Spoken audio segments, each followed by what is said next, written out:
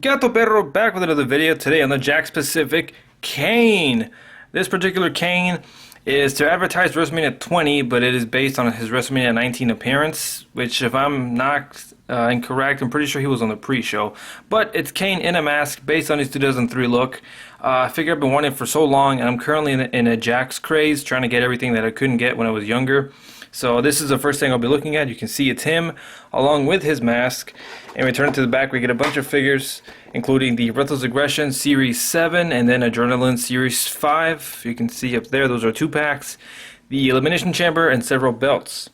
Alright, let's get the big red machine out of the packaging.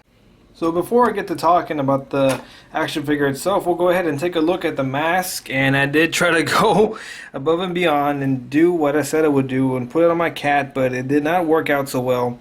As you can see by these pictures, he basically freaked out and ended up walking backwards and fell off the bed. So we couldn't get a good look, so instead here's a picture of me. And here's a picture of the mask. Here's a close-up of the mask itself. Very plain. I do wish at least it was like a plastic, but of course it's just included with a toy. It's meant for kids. As you can see, it has like rope on the bottom underneath the chin. The detail of the stitches on the side of the mask. The red design. The eye holes, and it does have a strap to go on the back itself. So not a bad mask. I'm not going to do anything with it besides that. So talking about Kane, this particular Kane I think has probably the best look, mostly based off of the design that JAKKS has, because JAKKS mostly is known for reusing body molds over and over again for various different guys.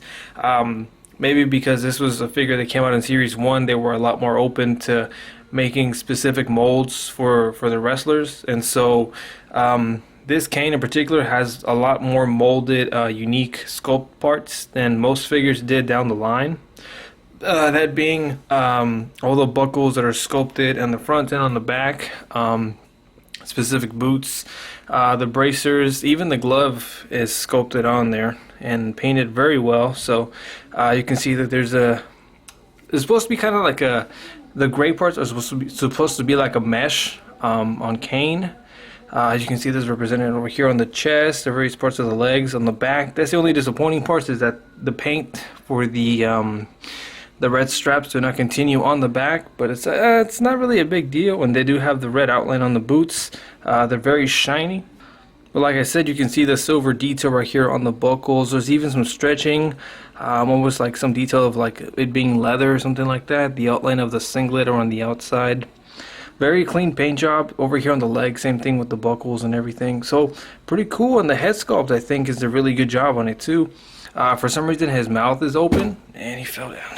For some reason his mouth is open. Kind of a weird gesture. I think it should be more stern, but overall not really bad. They did end up using this head sculpt again for the 3-pack Kane that came with the Paul Bearer and Undertaker, as well as a Deluxe Classics release down the line. The one thing they did miss was a beard. I think this Kane always came out with a beard, and his hair looks pretty cool. It's more of a brown color than black, which I think is more accurate to Kane himself.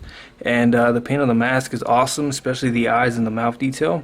So this guy is probably one of the best Kanes that they've released, and they did reuse his molds for other Kane releases, both with him already unmasked. So we'll take a look at the articulation.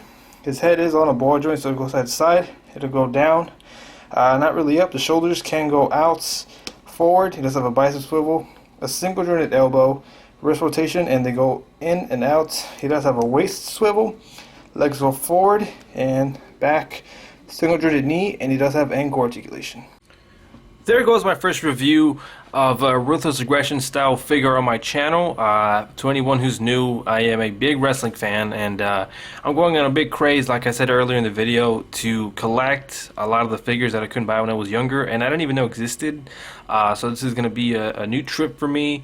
So I hope you guys join me on looking at all these old figures, and a lot of them I do already have prepared, and they're still in their box ready for their packaging segments. And I think you guys are going to enjoy this if you are a fan of wrestling, and if you're not, hopefully I can get you along for the ride. And just know that based off of the new intro, Wrestling Stop Motion is coming, and I I am a little bit more than halfway through the first match, which is using this Kane versus Eddie Guerrero. So that is a really good match. It's in the works, and I hope you guys enjoy this review. Thank you for watching. Gato Perro.